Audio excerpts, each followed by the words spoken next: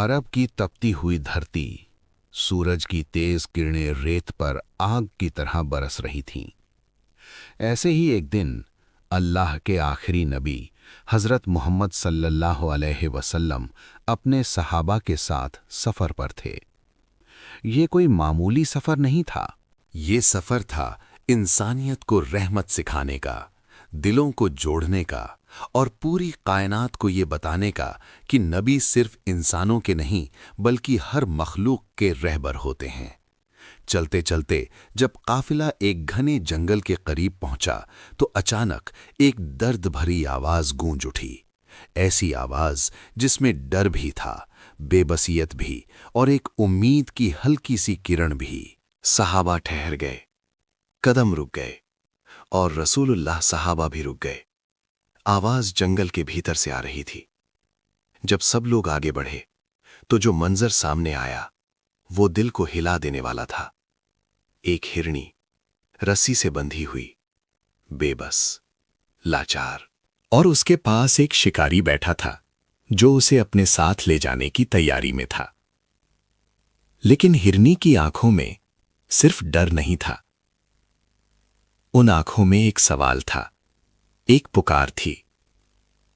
जैसे ही हिरनी की नजर रसूलुल्लाह सल्लल्लाहु अलैहि वसल्लम के नूरानी चेहरे पर पड़ी, अल्लाह की कुदरत से वो हिरनी बोल उठी। उसने कांपती हुई आवाज में कहा, ऐ अल्लाह के रसूल, मुझ पर रहम कीजिए। मेरे जंगल में मेरे छोटे छोटे बच्चे हैं, भूख से तड़प रहे होंगे, मुझे याद कर रो रहे होंगे।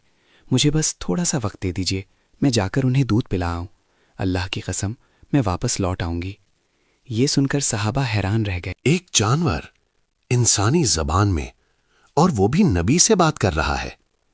रसूलुल्लाह सल्लल्लाहु अलैहि वसल्लम का दिल रहमत से भर गया।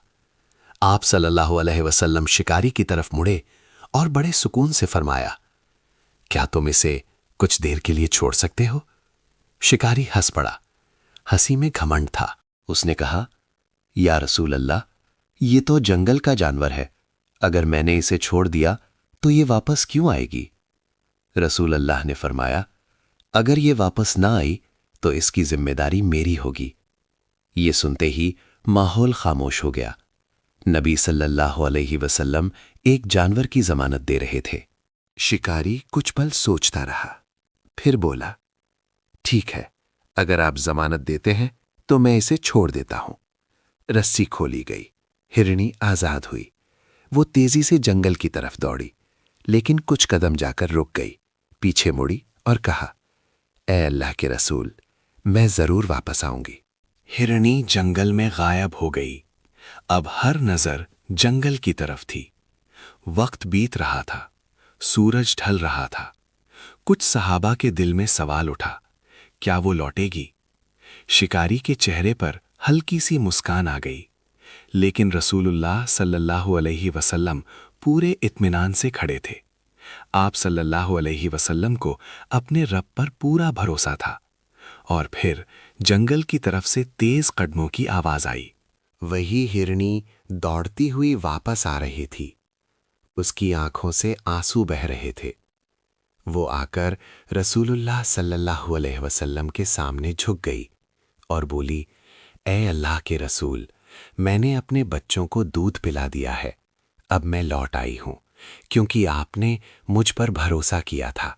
ये मंजर देखकर शिकारी कांप उठा। उसके हाथ कांपने लगे, आंखों से आंसू बह निकले। वो बोल उठा, अल्लाह की कसम, जो जानवर वादा निभा सकता है उसके नबी कितने सच्चे होंगे। वो जमीन पर गिर पड़ा और बोला, मैं गवाही देता हूं, अल्लाह के सिवा कोई माबूद नहीं और मोहम्मद सल्लल्लाहु अलैहि वसल्लम अल्लाह के सच्चे रसूल हैं।